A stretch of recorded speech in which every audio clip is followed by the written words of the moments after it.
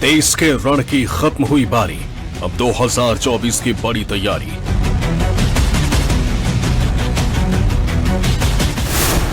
India गठबंधन में उलझन, कैसे होगी सत्ता की सुलझन।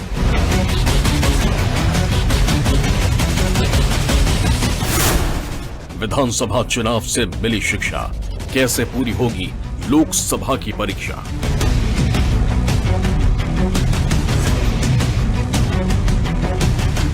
दो 2024 में मोदी सरकार को सत्ता से बाहर करने के लिए विपक्षी दलों ने खुद को जोड़ने की कोशिश की, लेकिन 2023 के विधानसभा चुनाव में इंडिया गठबंधन में गांठ नजर आने लगी। मध्य प्रदेश चुनाव में सीट शेयरिंग मुद्दे पर बात बिगड़ी तो कांग्रेस और समाजवादी पार्टी में दरार दिखने लगी, तो वहीं बिहार से इंडिया अलायंस के सूत्रधार नीतीश भी कांग्रेस से खफा नजर आने लगे।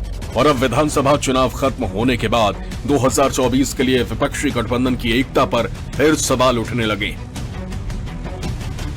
5 राज्यों के विधानसभा चुनाव में इंडिया गठबंधन चुनावी मैदान में नहीं उतरा।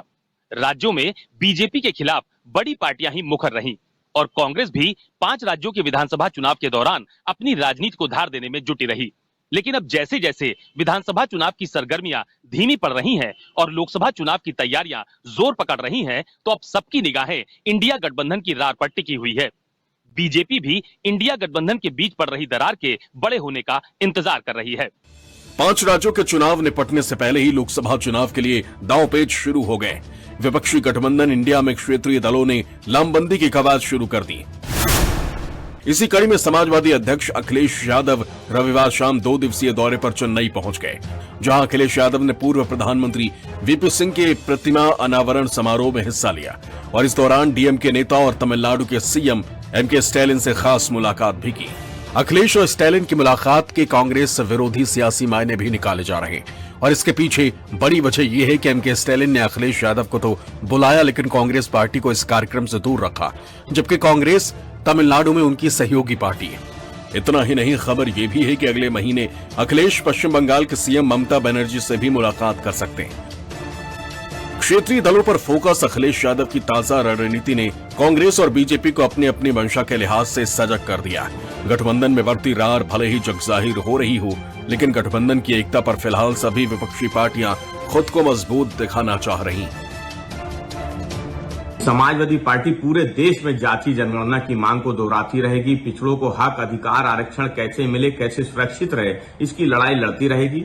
समाजवादी पार्टी कश्मीर से लेकर कन्याकुमारी तक पिछड़ों के हक, अधिकार के लिए लड़ती रहेगी। समान विचारधारा वाले दलों को उनके साथ मंच को इसी तरह से साझा करते हुए पूरे देश में पिछड़ों के हक की आवाज को बुलंद करती रहेगी। राहुल जी ने भारत जोड़ो यात्रा करी थी, शायद मुझे लगता है हो सकता है कि उससे इंस्पायर हुए हों, तो घूमे। अच्छा है हम लोग, क्योंकि लोकसभा अभी उत्तर प्रदेश में हम लोगों का खास फोकस है, तो हमारे प्रदेश अध्यक्ष यहाँ पूरे उत्तर प्रदेश का भ्रमण कर रहे हैं, उत्तर प्रदेश में घूम रहे हैं। जो देश में घूमना चाहे वो देश में घूम सकते हैं।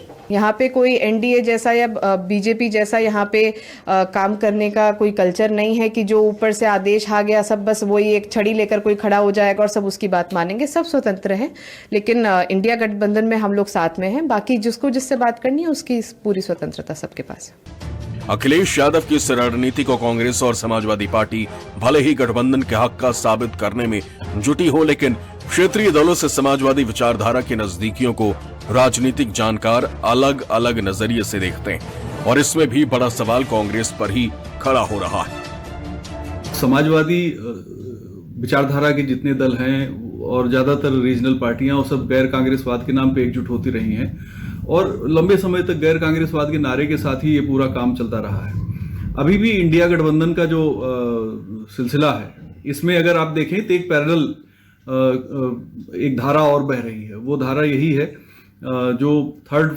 फ्रंट की तरफ हमें ले जाती है, यानी जहां कांग्रेस बहुत कमजोर है तो वो कांग्रेस साथ तालमेल करेंगे तो अपने राज्य में क्या जवाब देंगे। मध्य प्रदेश के विधानसभा चुनावों में कांग्रेस और समाजवादी पार्टी के बीच खिंची तलवार अब इंडिया गठबंधन को घायल कर रही है। एमपी चुनावों में कांग्रेस से मनमुटाव हुआ तो अखिलेश ने लोकसभा चुनावों में यूपी से समाजवादी पार्टी के प्लान का ऐलान कर दिया, जो निश्चित तौर पर इंडिया अलायंस को रास नहीं आएगा। आपको बता दें कि 1 नवंबर को समाजवादी पार्टी के प्रदेश कार्यकारिणी की बैठक हुई। बैठक में समाजवादी पार्टी अध्यक्ष अखिलेश यादव ने यूपी लोकसभा की 80 में से 65 सीटों पर चुनाव लड़ने का ऐलान कर दिया।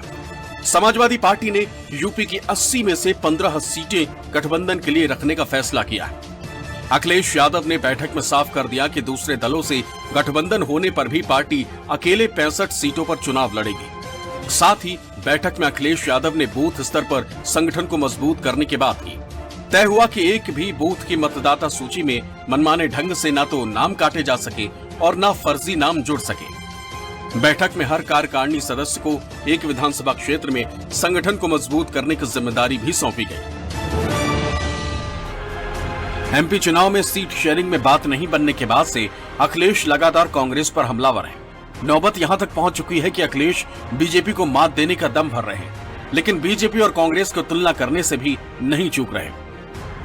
पहले कांग्रेस ईडी लगाती थी, अब बीजेपी ईडी लगाती है। पहले कांग्रेस नहीं बची, अब बीजेपी नहीं बचेगी। कांग्रेस कह रही है कि जाति गणना होनी चाहिए। इस देश में अगर जाति गणना को रोका किसी ने तो वो कांग्रेस पार्टी है, और वही बीजेपी जो पिछड़ों के खिलाफ है, जो आरक्षण के खिलाफ रही, वो भी आज जाति गणना की बात कर रही है। इसलिए मैं जनता से कहना चाहता हूं कि इन दोनों दलों से सावधान रहो। सिर्फ यूपी ही नहीं बल्कि बिहार से भी कांग्रेस को लेकर इंडिया गठबंधन से खबर अच्छी नहीं। सीट शेयरिंग में कांग्रेस की तरफ से टाल बटोल और देरी पर नीतीश पहले भी अपनी नाराजगी जाहिर कर चुके, और अब विधानसभा चुनावों में कांग्रेस की तरफ से बार बार जातीय जनगणना कराने का वादा किए जाने पर बिहार के डिप्टी सीएम तेजस्वी यादव ने कांग्रेस पर शब्दों के तीर छोड़े। तेजस्वी ने जातीय गणना का क्रेडिट बिहार को देते हुए कहा कि कांग्रेस भी अब ऐसा कहने पर मजबूर है। अब तो ऐसा माहौल बना है कि हर राज्य, हर प्रदेश जो है जाति जनगणना के बारे में बात कर रहा है। जो कांग्रेस पार्टी पहले कभी भी जातीय जनगणना के बारे में बात नहीं करती थी, आज उनके नेता भी, राहुल गांधी जी भी हर चुनाव में जाकर के उनको बोलना पड़ रहा है कि जातीय जनगणना अगर उनकी सरकार आएगी तो। विधानसभा चुनावों पर फोकस कांग्रेस से बिहार के सीएम और इंडिया गठबंधन के सूत्रधार नीतीश कुमार भी नाराज नजर आए। मुख्यमंत्री नीतीश कुमार ने सीपीआई के मंच से कांग्रेस को खूब कोसा। मुख्यमंत्री नीतीश कुमार ने कहा कि कांग्रेस को विपक्षी एकता यानी इंडिया गठबंधन से कोई मतलब नहीं रह गया है।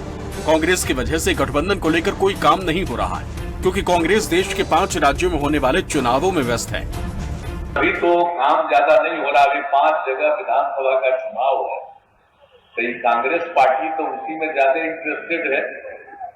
तो अभी तो जिसको हम लोग कांग्रेस पार्टी को आगे बढ़ाने के लिए हम लोग सब एकजुट होकर काम कर रहे थे, लेकिन अभी उनको कोई इस सब चीज की चिंता है नहीं।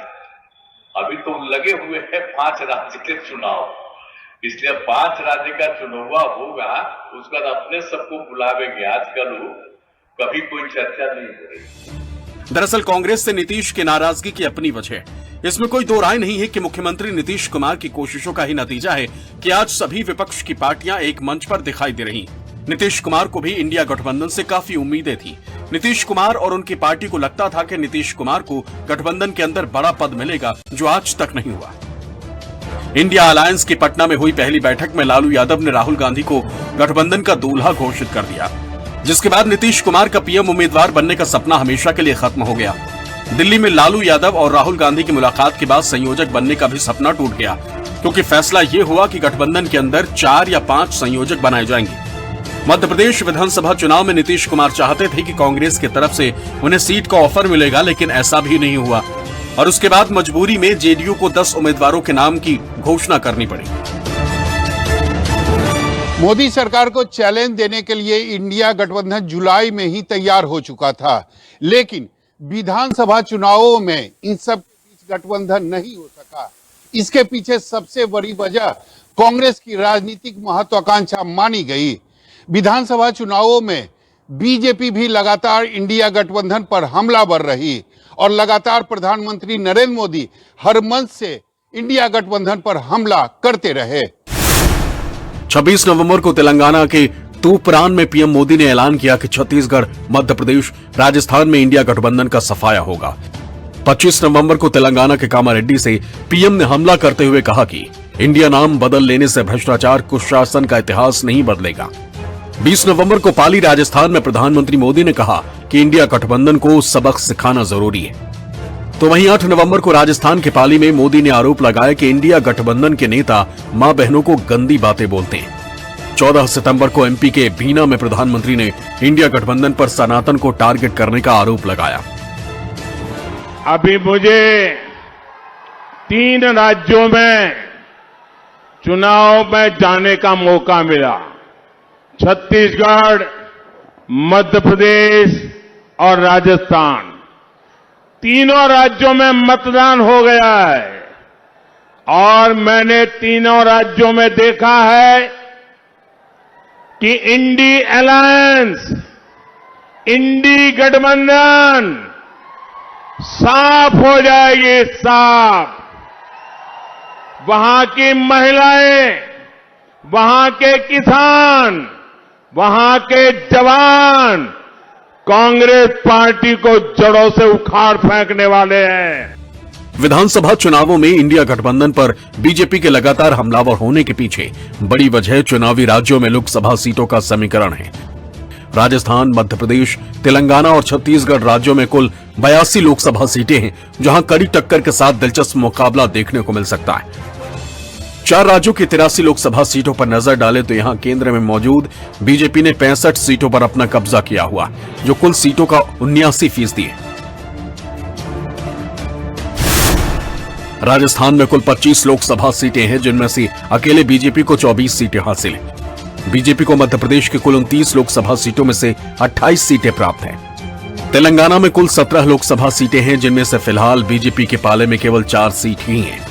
वहीं छत्तीसगढ़ की कुल 11 लोकसभा सीटों में से 9 सीटें बीजेपी के पास हैं।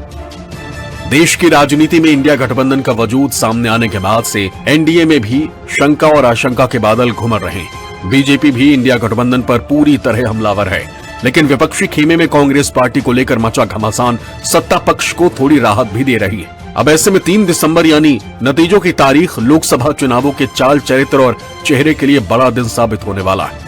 लखनऊ से अशोक श्रीवास्तव के साथ ब्यूरो रिपोर्ट, न्यूज़ 24।